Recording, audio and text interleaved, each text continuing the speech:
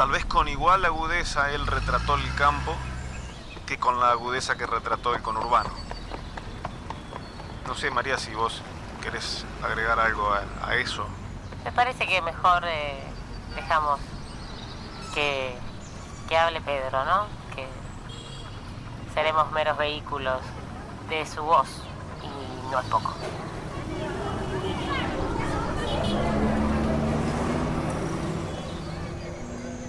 Muelques era sonsacador. Eso sí, buena gente, dicen. El Jote, en cambio, era tuerto, giboso y entrañudo, de mala índole. Se encontraron, cualquiera lo sabe, en el rincón del Botijo, lugar llamado antiguamente de la Peña Grande por esa piedra magma que bien mirada se parece bastante a una bota repleta de vino. Ahí, donde el río hace un recodo y se abre en un ancho paso de piedra. Los hechos me los refirió Borges, el entonces propietario de la esquina de los López. Refirió, digo, y no contó, porque así hablaba aquel hombre. Me acuerdo bien, me dijo: te voy a referir los hechos del encuentro, porque es historia que lo merece.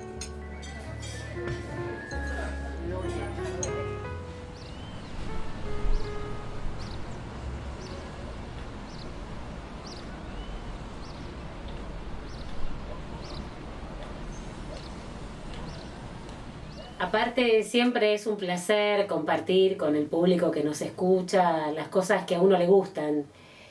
Y en este caso estamos compartiendo un autor a quien, además de admirar profundamente como escritor, además es un amigo entrañable que nos acompaña hoy, y es Pedro Chapa.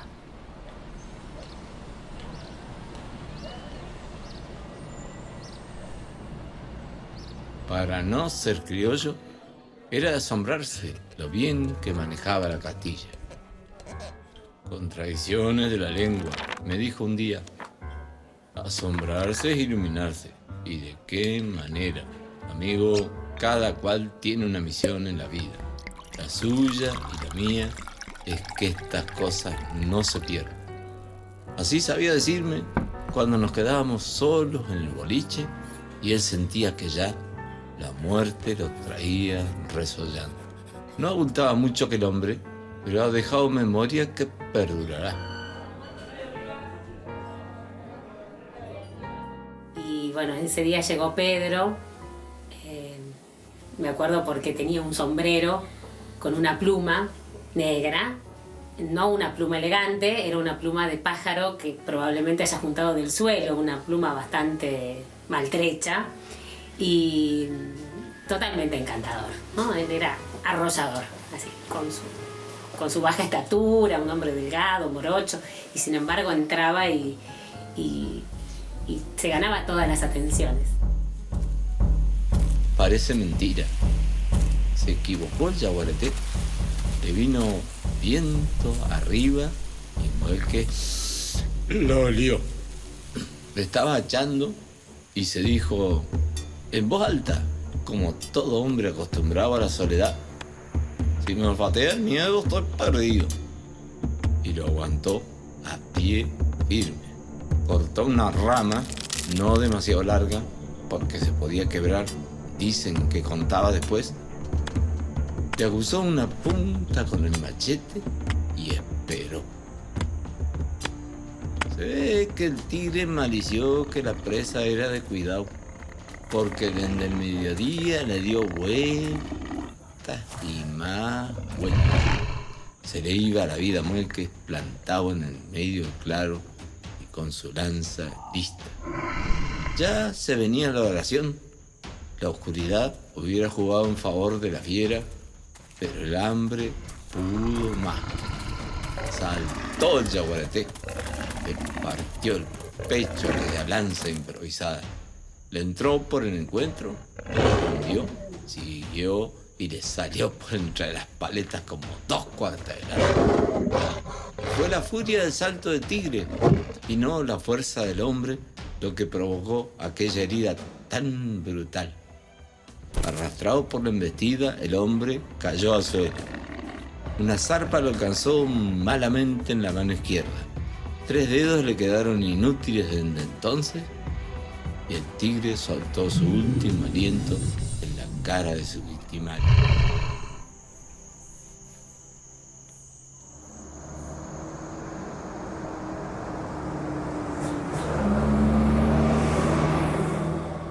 Ya lo conté en alguna otra ocasión.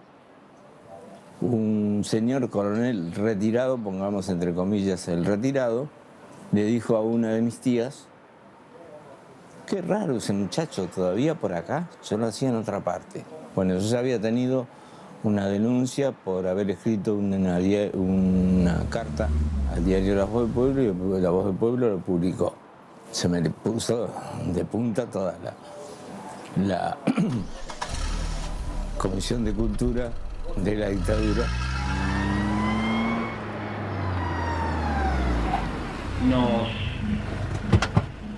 Nos esperaban en la casa todo un ejército completo. Entró un grupo de tarea dentro de mi casa, como 40 personas, y todos nos apuntaron a la cabeza, los dos, y arriba, y nos subieron, y a uno y al otro, en distintos móviles, y nos llevaron. Bueno, fue terrible para todos, ¿viste? Imagínate que te entre así en tu casa. Bueno, estaban fueron a visitar todo el pueblo de Tres Arroyos, ¿no?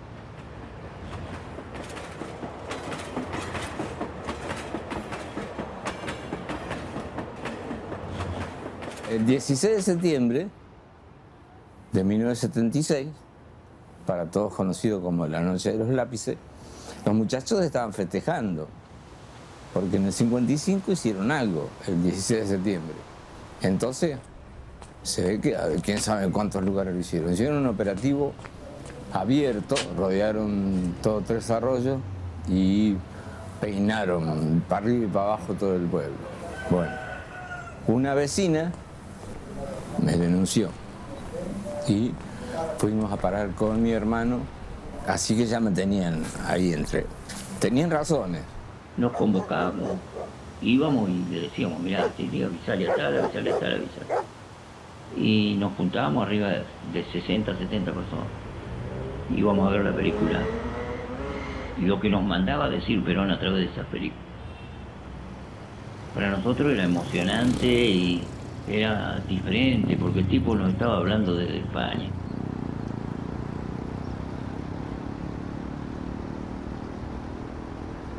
Cuando yo me tuve que venir por algunas razones a alguna parte que no fuera Tres Arroyos, bueno, vine y justo mi hermano había conseguido un trabajo en la esquina de Tango, Corrientes y Esmeralda.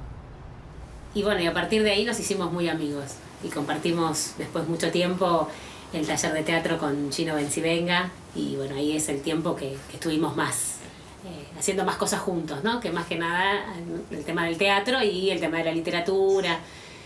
Nos visitábamos, nos leíamos, fue una época muy, muy linda. Dicen que entonces Muelque se persinó. Medio como en burla, el Jote le dijo: hace bien, que nunca se sabe cuándo. Muelques, sin quitar la vista de los brillos del agua que se deshilaba entre las piedras del paso, le dijo: así ni siquiera el tigre lo supo. A Muelque se le representó vivamente delante de los ojos la costura prolija con tiento fino que cerraba la rajadura de la piel justo entre las paletas. Sin que nada se le notara, replicó: al animal lo gobierna el instinto. Los cristianos tenemos en Dimás corazón, entendimiento y voluntad.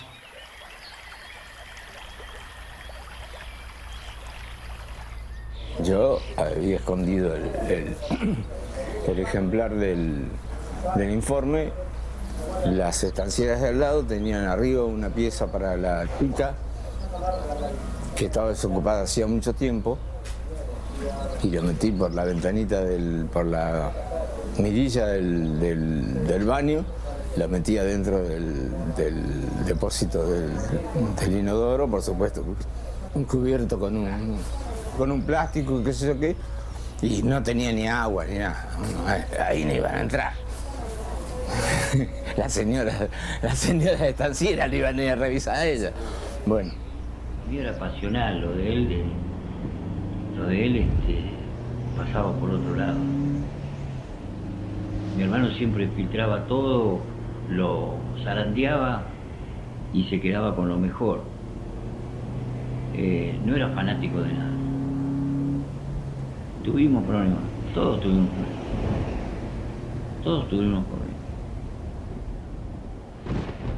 Después vino lo más oscuro cuando se empezó a desaparecer la gente. Tuvimos que indicarle al señor teniente dónde era. Yo trabajé en el Instituto Geográfico Militar, digo, ¿cómo no tiene el boceto del pueblo? Está aparte es más fácil, está la iglesia, la comisaría y la municipalidad en todas las ciudades de la provincia de Buenos Aires. Bueno, tuve que indicarle dónde era la comisaría. Sí, vaya por acá, no le abrí la puerta. Cuando nos estaban por fusilar ahí, porque nos largaron al campo y nos iban a tirar corriendo, ¿viste?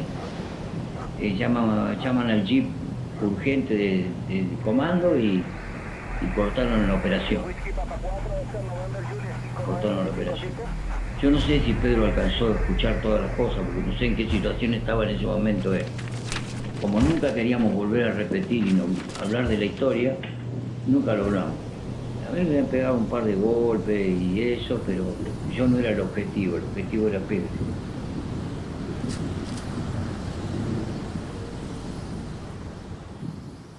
Y cuando viene la mesa nuestra y nos dicen documento, qué sé yo qué, bueno,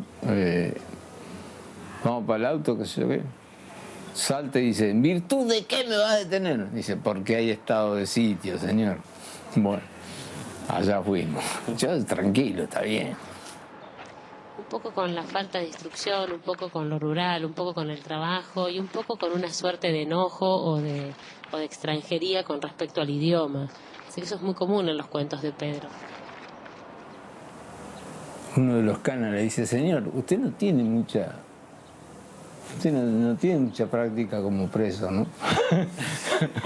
Todos los demás ya sabíamos qué podía pasar. En esa cana, además, había unos tipos que hablaban muy raro, no sé qué hablaban. Eran vendedores de relojes de la calle Libertad. Con sus escritos y el resto aportando desde la plástica, aportando desde la reflexión, aportando desde la organización, ¿no? Los 90 fueron años muy duros porque no había un centavo, no había trabajo. Y después había uno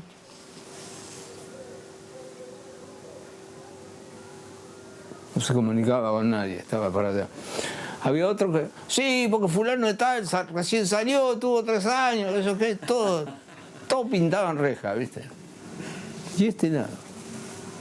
No, a la mañana se asomó un can y le dice, ¿qué tenés? ¿La Biblia tenés vos?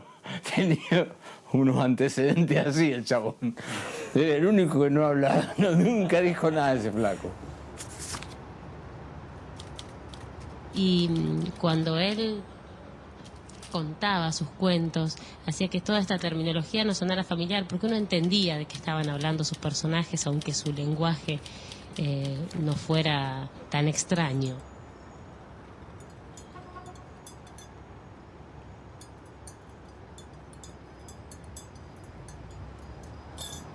Bueno, la cuestión es que terminamos haciéndole café a los milicos, tomando café nosotros además, y el poeta y yo sentados en la máquina de escribir haciendo no sé qué, no me acuerdo qué formulario, terminamos de ayudante en la cana. Y él estuvo escribiendo durante mucho tiempo el tema de la relación del poder con los medios, o los medios con el poder. Ya denunciaba que le escribían los medios la agenda de trabajo a los gobernantes.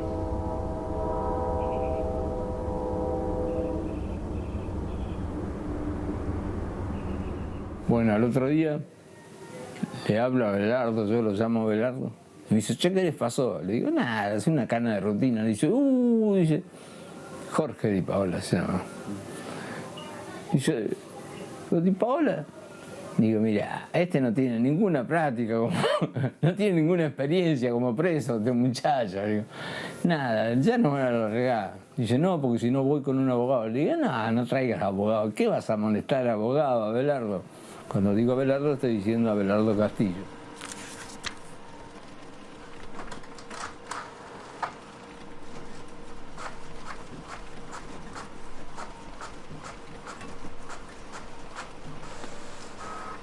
Dentro de estos años se siguió apostando al arte, ¿no es cierto?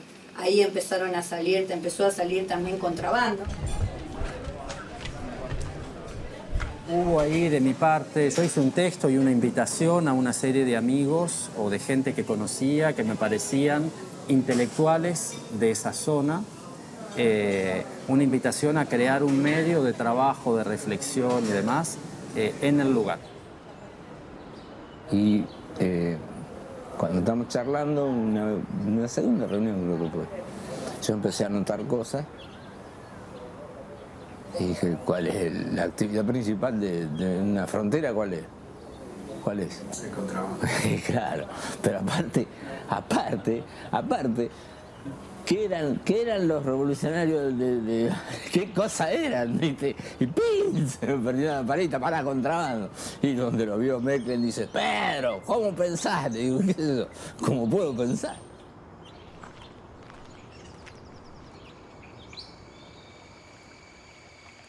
Muelques giró la cabeza, levantó la vista, lo miró por primera vez a los ojos y con voz firme, pero no amenazante, le dijo, me asombra que alguien como usted de tanto alimento ande buscando cuestiones conmigo, que soy de tan poco merecer, nada más que porque alguna vez la suerte jugó de mi lado. Amigo, el mundo es demasiado ancho y hay lugar para todo. Y todo tiene su corregimiento, no importa cuánto uno haya echado de la cuenta. Este es el nombre de la revista, claro, porque resume perfectamente esa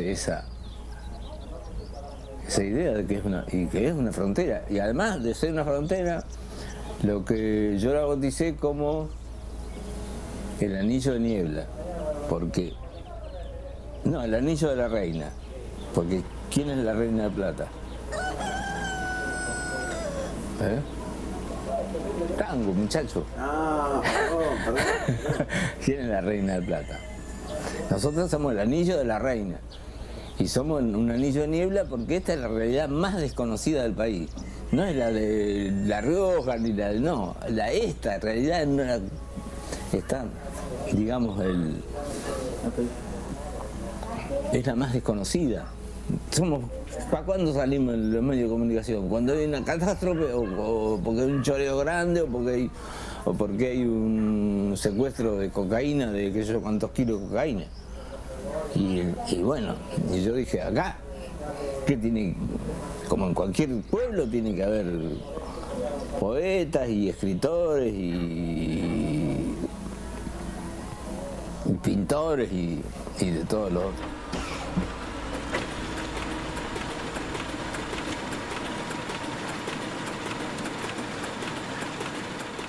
El libro que presentábamos en los días que Pedro murió es El Alto Guiso. Tuvo varias presentaciones Alto Guiso en distintos lugares. Tuvo una presentación oficial en la Universidad de La Matanza, un martes. Y Y Pedro fue así, furor, ¿no? Le narró un cuento y después le pidieron otro. Y él estaba feliz, estaba como disfrutando mucho ese momento. No sé, hermoso, me pareció hermoso eso, poder compartirlo, poder tenerlo ahí tan cerca y no saber que esa iba a ser la última vez que lo veíamos. Y después teníamos una presentación nuestra en el Teatro La Tapera de Gino, en González Catán, con un alto guiso real, o sea, con una olla de guiso y los amigos invitados, con cuchara y plato, y vino y agua y fiesta y música y todas esas cosas que nos gustaban tanto. Ese día era la fiesta del alto guiso, era el sábado, y Pedro muere la madrugada del viernes a la noche. Ahí la madrugada del sábado, así que todos llegamos a La Tapera y nos enteramos en la fiesta que Pedro ya no estaba ese mismo día. Así que fue la celebración estuvo, no se suspendió, no había por qué, tuvo todos esos condimentos como los mismos cuentos de Pedro, ¿no? Fue triste, alegre, nos abrazamos, lloramos, nos reímos, nos acordamos cosas lindas, leímos a Pedro. También cantamos y comimos guiso y estuvo bien. Pedro Chapa era un hombre, un escritor que acompañaba el proceso de la ocupación de tierras en un momento en el que, debe entenderse, había una gran movilización colectiva, un momento de ebullición política muy grande, porque estamos en el año 86, con una gran conflictualidad y con mucha movilización en el barrio. Primero porque venís de la provincia a esto que es la megápoli esta tremenda, donde no entendés nada. En ese entonces se iniciaba el tambo con Luis de Lía y toda la movida de Pedro Chapa con el hermano.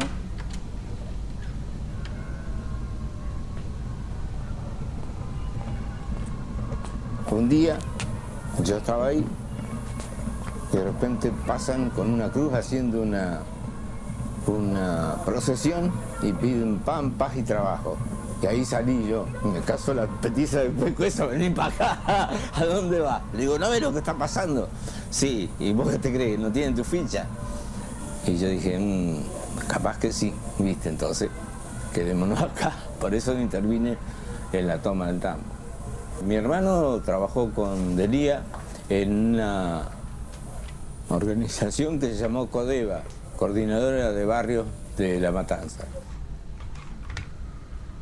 Y bueno, teníamos muchas negativas, como siempre, ¿viste? Había mucha lucha política. Bueno, estábamos nada menos que en La Matanza y estaba Russo, creo que en ese tiempo. Comienza con el tema de la toma de las tierras del tambo, y de noche era jodido porque te avanzaban y se desparramaban todo lo que había. Pero la gente tenía mucho coraje en ese tiempo. Y Pedro era un intelectual que ayudaba a pensar, que ayudaba a decir también y que acompañaba los procesos. Era un hombre un poco mayor que el resto de los militantes, porque en el asentamiento eran familias jóvenes, con algunos hijos, y él ya tenía cierta edad. Y bueno, que andaba solo, entonces estaba ahí de alguna manera como un intelectual, es decir, un poco extranjero a la propia situación, pero al mismo tiempo formando parte de ese mundo, en el sentido de que él vivía allí, era indudablemente miembro del grupo social, pero no tenía esas características tan homogéneas de la gente que ocupaba, que eran todas, ya te digo, jóvenes parejas con hijos que estaban buscando hacerse de un lugar donde vivir y de poder construir una casa.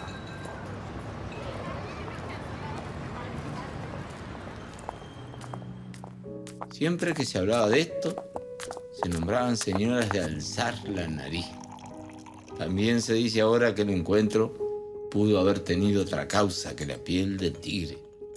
Pero Borges opinaba que faltas eran menudencias en la consideración de aquellos hombres y les creía de lo que él llamaba jocosamente fama de Casanova en Alpargata. Jocoso y jocundo son algunas de las palabras que se me han quedado de aquel hombre. Por favor, adviértame si me pongo detalloso. Aquel hombre me enseñó que no se debe contar para hacer gala, sino para endulzar las horas y amainar la soledad. Y lo primero que hubo que hacer fue una olla popular porque se nos morían los pibes de hambre y en serio, había hambre en serio. 100 y pico personas comía. El único lugar de reunión era ese jardincito de infantes que se había hecho al lado del arroyo. De ahí nos reuníamos y ahí iba a ser la panadería, porque otra cosa iba a ser ahí. Y a medida que íbamos empezando, se iban haciendo reuniones ahí en ese lugar. Se iban cocinando otras cosas. Por ejemplo, la organización del jardín de infantes, las ideas que tenía Manuel sobre la huerta, sobre la semilla y los chicos, y sobre la filosofía sobre la naturaleza y la crianza de los hijos, y mucho se cocinó. Nosotros, en las horas de la madrugada, nos agarraba la mañana, se terminaba de hacer el pan y habían pasado tantas cosas. Fue un lugar de enorme experiencia, de enormes aprendizajes, y todavía yo sigo recurriendo a aquellos momentos en el tambo, en las cosas que estoy escribiendo ahora, 30 años más tarde.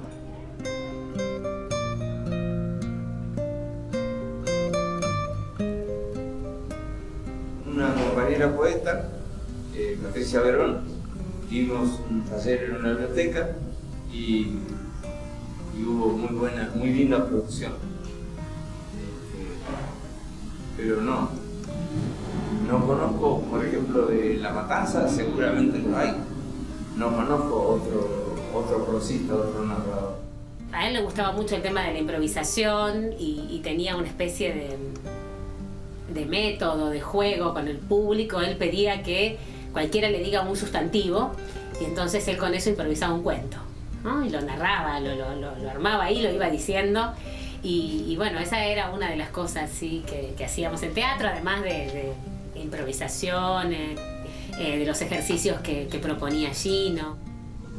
Y claro, radio lo hacía con el reloj, que es mucho más difícil.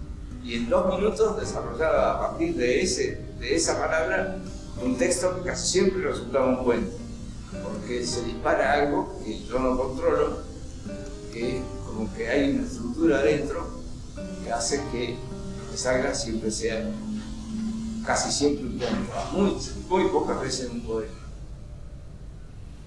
Y siempre me acuerdo una vez en esa terraza teníamos que llevar un texto para contar un poema y Pedro llevó un poema hermoso de Romilio Rivero, Muerte de Perurimaco entero enredado en su lengua, y lo fue diciendo el personaje del cuento. La lengua se le va enredando y se le va yendo el habla, y con el habla se le va yendo la vida.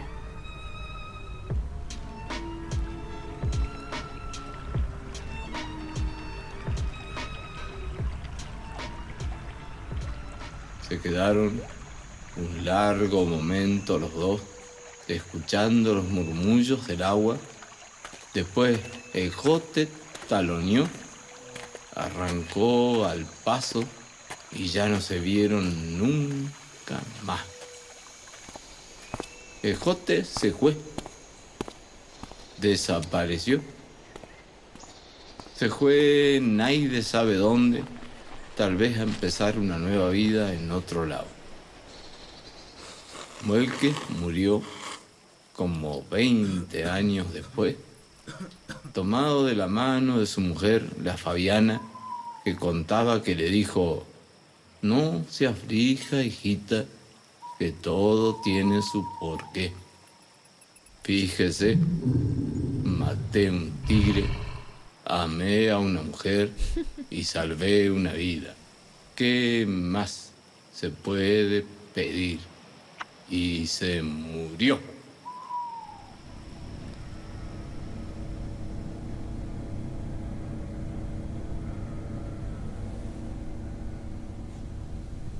Y después esas vidas que se convierten en personajes en sí mismos, personajes de novelas.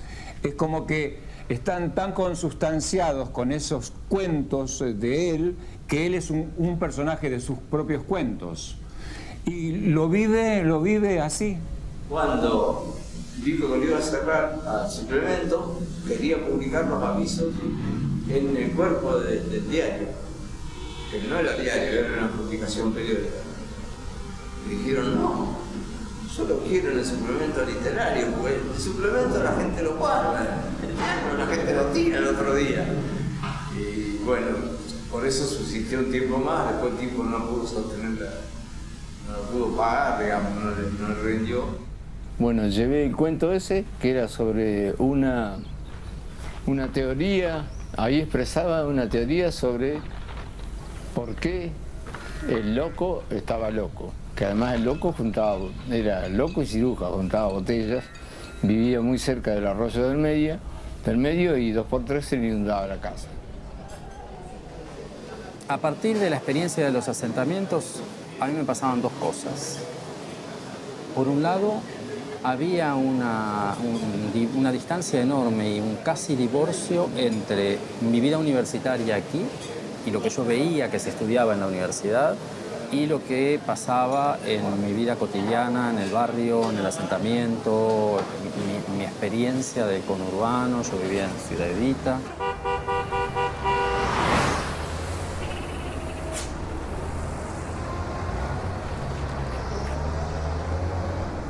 Se confunde generalmente la inteligencia con la acumulación de conocimientos. Después Abelardo dio una teoría para escribir un cuento, que era un padre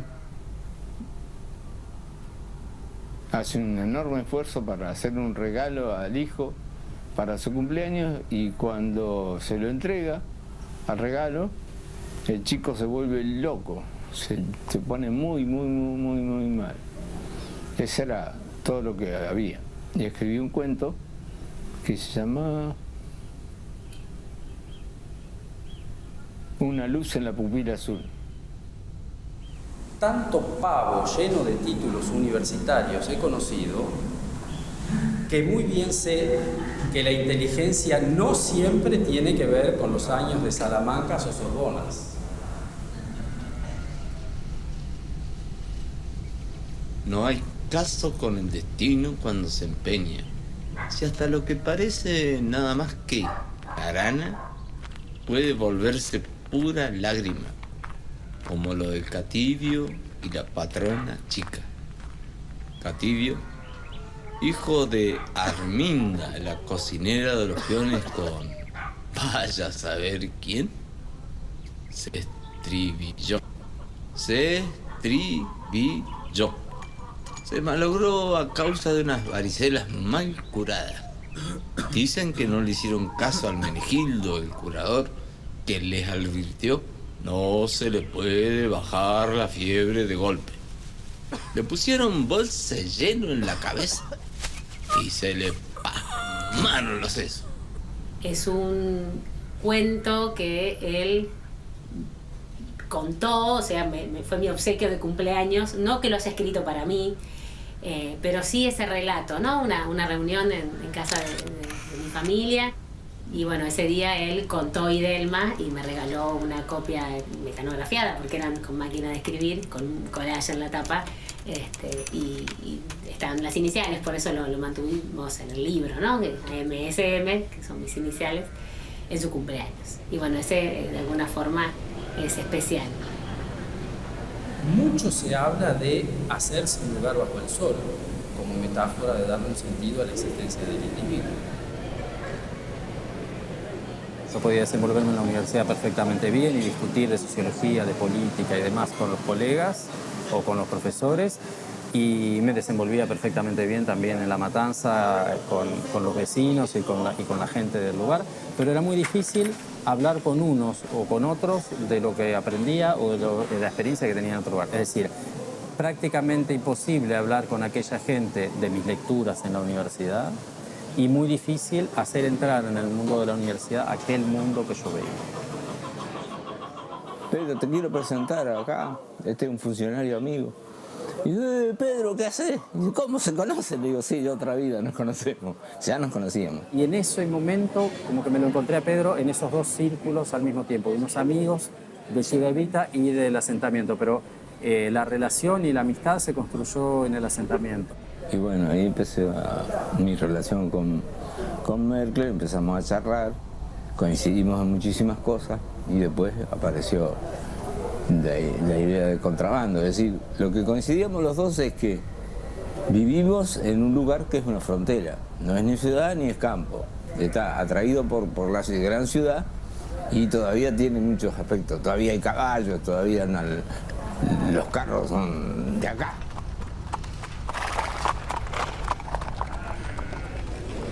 Y Delía, que es un hombre muy inteligente, inmediatamente nos invitaba, nos solicitaba a la reflexión, a la participación, a armar actividades. Yo que sé, hacíamos talleres. Yo llevé, después yo ya me hice docente aquí, porque esto duró muchísimos años. Entonces después yo llevaba estudiantes desde aquí un poco a conocer aquel lugar, a sensibilizarse. Hicimos con Denis una experiencia muy linda, que fue una escuela para dirigentes barriales, donde mezclamos la gente de sociales de UBA con los dirigentes. Y lo que más aprendían eran los dirigentes, ¿viste? Claro, porque el tipo que tiene la vivencia no tiene que explicarle nada, la vivió.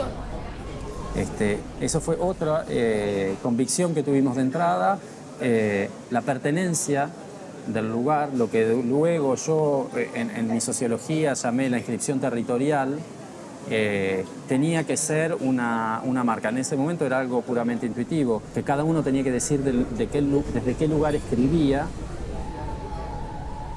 ¿Dónde está el hueso que tenía acá para el puchero? Tráigalo, que si no, no comemos hoy. Vuelve con la tabla en la mano. Inodoro. Dios Mendieta. No se puede pensar en el futuro cuando el presente está tan presente. Y ese es uno de los principales problemas de la pobreza. No podemos planificar, porque tenemos que morfar hoy. ¿Qué sé yo qué carajo va a pasar dentro de 10 años? Eso lo pueden hacer los que tienen una pila de recursos así.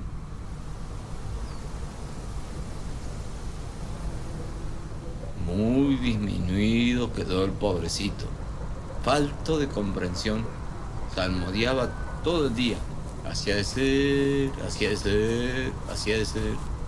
Inocente como un chico, aunque un mozo guapo y bien plantado cuando lo conocí. Servía más que nada para chacota de los piones. Cualquiera soltaba en la cocina como un casual. A ver qué tranquilo, la lechuza. ¡Ah, ah, ah! Decía otro. Tan de alones muy creído. Sí, el chitillo atravesado ya le sale. Ya salía el catibio con unos tijerones a subirse a los bocalitos para tratar de sorprender a alguna juda durmiendo. Ese grande revolcón se pegó y vino el patrón a la cocina, lo que nunca. Nos miró a todos muy serio. Parece mentira. Gente grande, dijo. Que no se repita.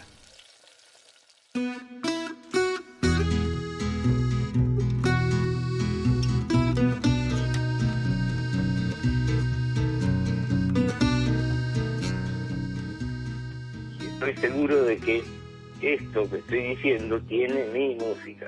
Y así creo que debe ocurrir en el texto. Cada uno de nosotros tiene una música, no se da cuenta.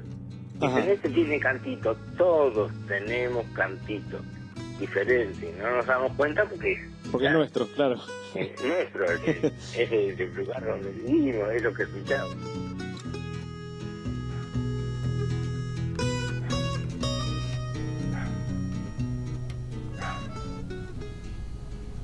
Después siguió viniendo al grupo, al taller, se disolvió eso del tambo y siguió viniendo a hacer teatro.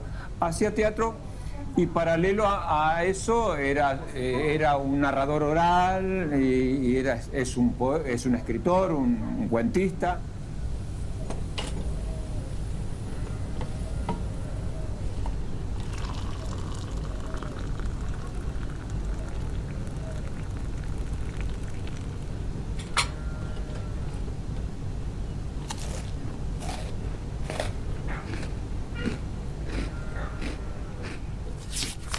Poder tener esta palabra escrita, porque a veces uno cuenta anécdotas, dice, o cuenta cómo es el conurbano, pero Pedro lo pudo pintar excelentemente, ¿no? Y entonces me parece genial que eso esté escrito, que esté ahí y que ojalá se siga difundiendo y todos lo puedan conocer. Los que vivimos en el conurbano y vernos ahí reflejados, y los que no, los que viven en otros lugares. Siempre que hablo de mi historia tengo que hablar de cómo era la cuadra de mi barrio. En esa cuadra vivíamos del 500 hacia el sur, todo pobre, y de 500 hacia el norte, todo rico. Y dentro de esas personas estuvo desde el inicio como número puesto Pedro. Era una evidencia para mí que Pedro Chapa tenía un papel muy, muy importante en ese proyecto, y justamente porque yo veía en Pedro la capacidad de captar a través de su literatura formas de la vida local que eran muy difíciles incluso para los otros, ¿no? Para el sociólogo era prácticamente imposible captar lo que capta Pedro con su literatura.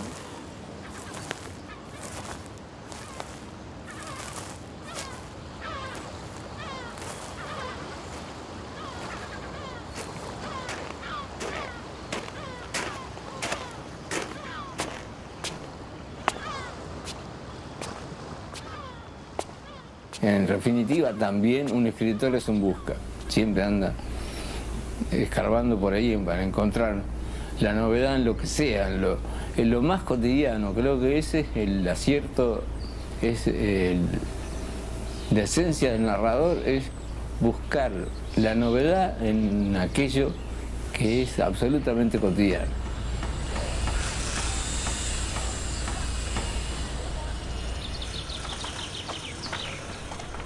Hasta que el Jensen, el mecánico, se le ocurre gritarle de abajo el pozo del molino: ¡Tibio, alcanzame el inglés!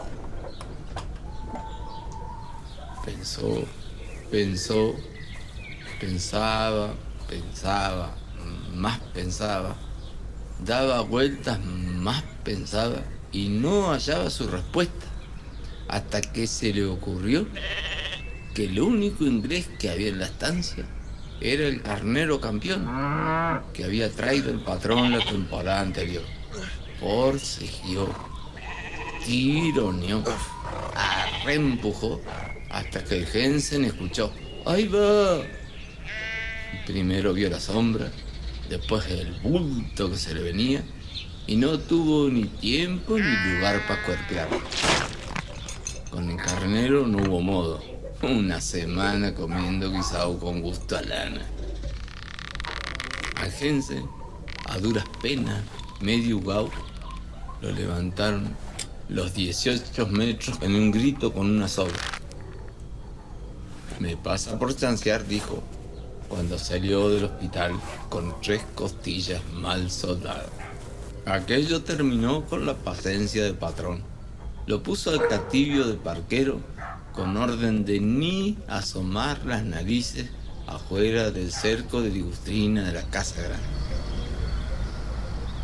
Bueno, Pedro es un tipo muy particular.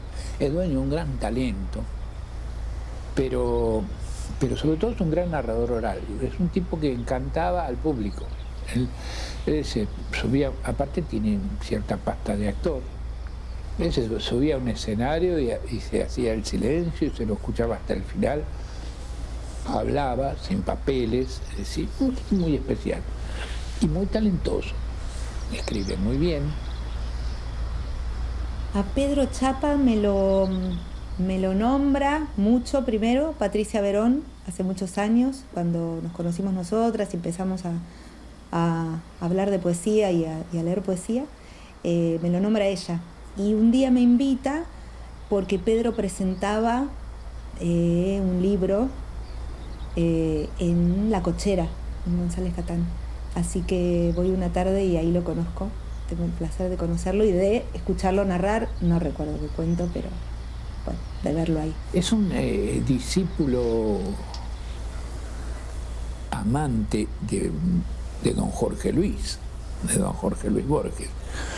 No es un lacayuno, no lo imita ni nada, pero sí tiene esa rigurosidad, esa importante respeto por el idioma, todas esas cosas. Y ha hecho realmente muy buenos cuentos.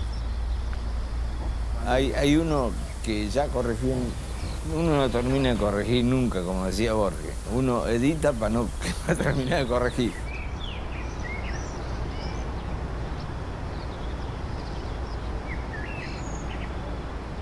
Pero ya se sabe lo que pasa cuando se juntan el instinto, la curiosidad y el mal destino que algunos parecen traer escrito desde la primera hora. Alguien le indicó los caminos de la pieza de la patrona chica. Alguien dejó como al descuido una puerta abierta. El patrón escuchó los gritos que no eran de auxilio, qué decir. El patrón tenía un 38 grande, niquelado, con 6 balas. Todas las usó, las 6. Y cualquiera puede saber que fue una injusticia grande, porque por un lado, Cativio no tenía malicia alguna, y por otro, la muchacha, a sus 20, por primera vez en su vida, se ponía en un acuerdo con su instinto. Pobrecita. Dicen también que antes de los tiros, el patrón gritó: con tu propia hermana. Pero eso son decires nomás.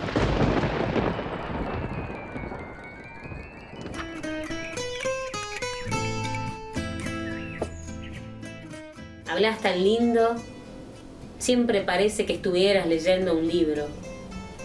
Sos poeta, ¿no? ¿Por qué decís que la poesía te queda grande? Te vas a ir, yo sé. Cuando arregles tu barullo te vas a ir. ¿Me vas a dejar el diccionario? Y una de las cosas que más adolecemos los occidentales, que hablamos mucho del amor y no sentimos amor. Pero ella no era Melina Mercury, una prostituta fantásticamente poética, sino la protegida, casi criadita de la dueña de aquella pensión del centro de Córdoba. Y yo no era un intelectual en crisis, sino un negrito más, cargado de fantasías libertarias y una exigua biblioteca. Un negrito pretencioso que ocasionalmente recitaba a Nicolás Guillén y sobre todo a Mayakovsky.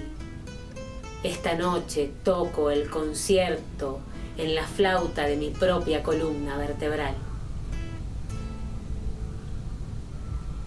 La convivencia de esta sociedad enajenada en buscar el consumo para mañana, no digo la subsistencia para mañana, sino el consumo para mañana, hace que estemos enajenados más en algo que no sabemos si va a existir que en tomar mate juntos.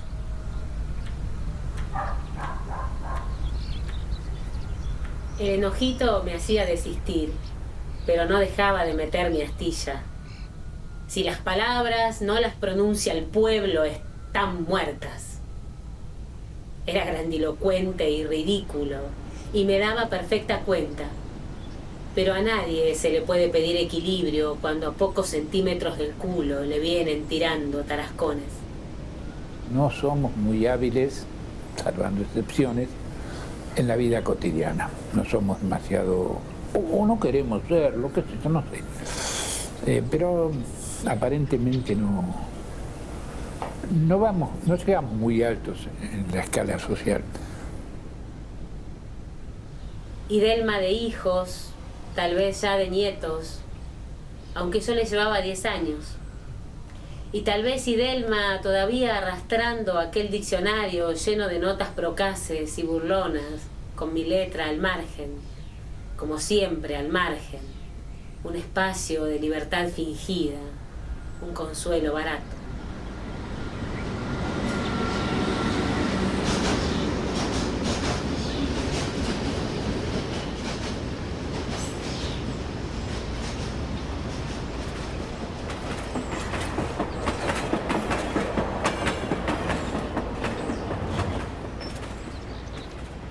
Estoy mal, dice.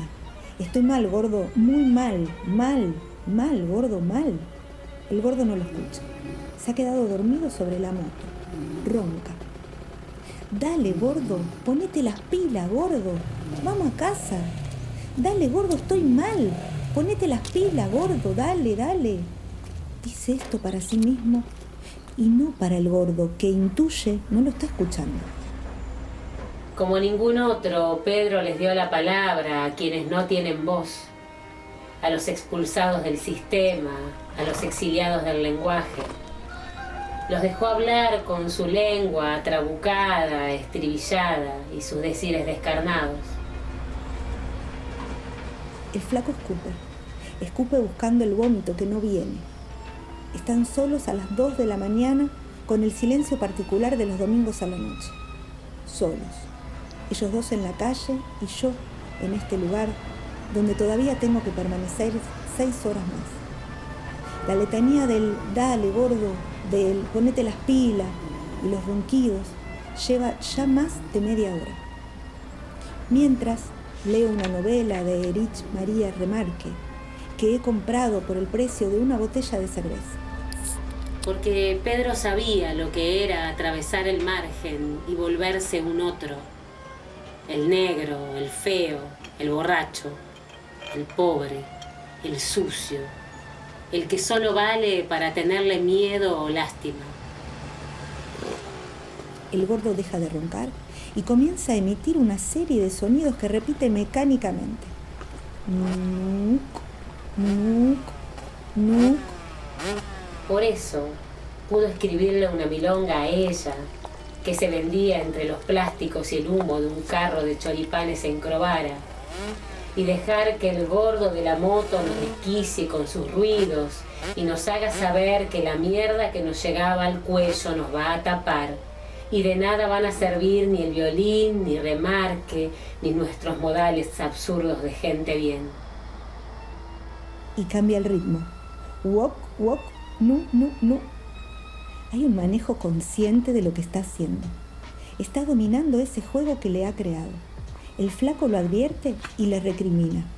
Dale, gordo, deja eso, deja. Ponete las pilas. Vamos a casa. Estoy mal, gordo, mal. Ahora Pedro se murió. Se nos murió a todos.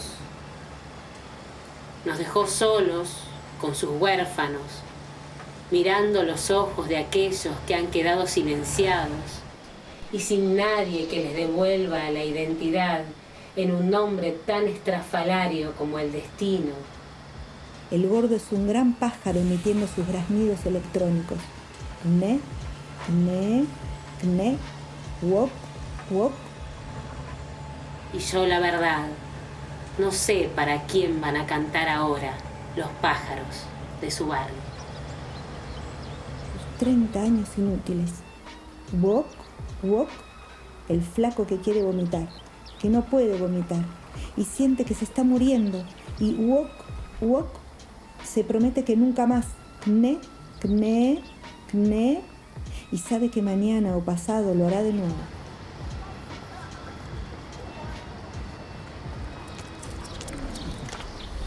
yo no creo que en la calidad de los textos, sino en otra cosa, que sería nuestra forma de ser o algo así. Bueno, eso es un poco la poesía. Estar al acecho de que en cualquier momento aparece el unicornio. Las ratas como conejos corriendo en la basura. Wok, wok. Cruza corriendo la avenida el flaco que arrebató la cartera. Kne. Que ni siquiera a veces no sabemos que lo estamos buscando y de repente en una cosita mínima del acontecer diario lo encontramos. El flaco corre. Wok, wok. El colectivo frena. Knu, knu. La mujer se cae. Wok. El flaco se manda por los pasillos. Wok, wok, wok. Alguien sale corriendo. La mujer grita: ¡Policía, policía! Un violín en Praga Villega es nada más que la descripción de lo que en ese momento está ocurriendo y cómo yo leo esa situación y cómo entiendo que lo que el gordo está haciendo, de esos ruidos extraños que hacen, es una música que expresa su tragedia, la de él y la del flaco, que es el otro borracho que lo acompaña. Comienzo a dividirme. Mi conciencia comienza a estar en lugares y tiempos diferentes. Afuera en la calle viendo y escuchando al gordo, en el frío de la calle desierta. Adentro, con el fuego de la parrilla a mi espalda y el brasero entre mis piernas, el libro en las manos. Hacia adelante, intentando imaginar cómo escribiré lo que está ocurriendo. Hacia atrás, en la sala de refugiados, en Praga, en la novela de Remarque. Trato de escapar del discurso del gordo. Me peleo con recuerdos de hace 35, 40, 45 años. Vuelvo a iniciar en mi cabeza esas discusiones. El tipo ya se murió hace qué sé yo cuánto y yo sigo enojado con él. Después me río como un loco cuando me doy cuenta. Pero ya se murió ese tipo, boludo, que está enojado. ¿Para qué te calentás? La poesía te libera. La poesía es un puente. La poesía te deja testimonio del yo. La poesía te hace partícipe de... En definitiva... ¡Oh, qué solemne parece! En definitiva. Yo creo que la poesía en definitiva es la esencia de lo humano. Tiene razón el flaco, que bastante jodidos estamos, para que venga él a decirnos cómo estamos, como si hiciera falta. No hace falta, ninguna falta. En Praga, en el salón de refugiados, una niña hace preguntas a un anciano que tiene un violín sobre las rodillas. Tiene que suceder, como ha ocurrido tantas veces, va a ocurrir. Los tiempos, los lugares, volverán a ser uno solo.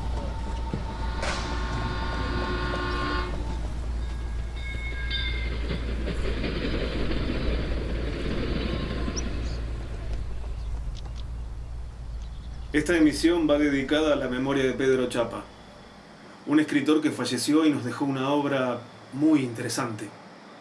Así es. Y por eso quisimos dedicarle este programa a Pedro, en verdad.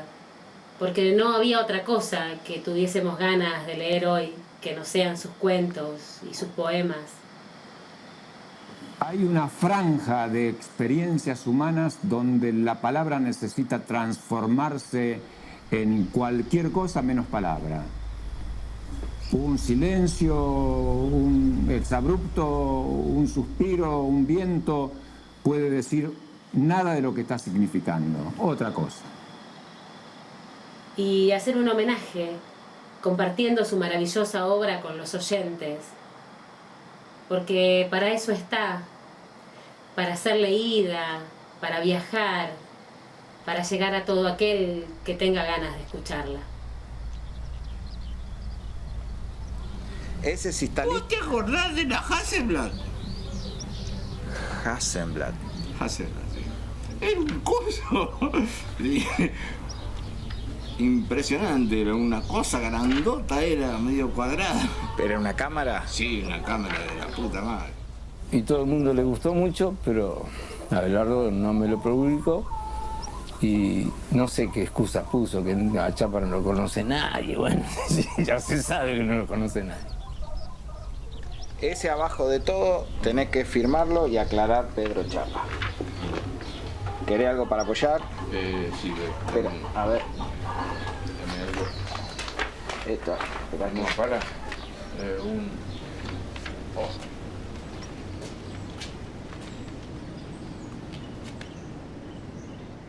La obra literaria de Pedro Chapa fue editada en 2022 bajo el título Obra Reunida y fue seleccionada en 2023 por la Dirección General de Cultura y Educación de la provincia de Buenos Aires. Forma parte de la colección de libros Identidades bonaerenses. Se repartieron ejemplares de su obra en todos los establecimientos del sistema educativo de la provincia de Buenos Aires.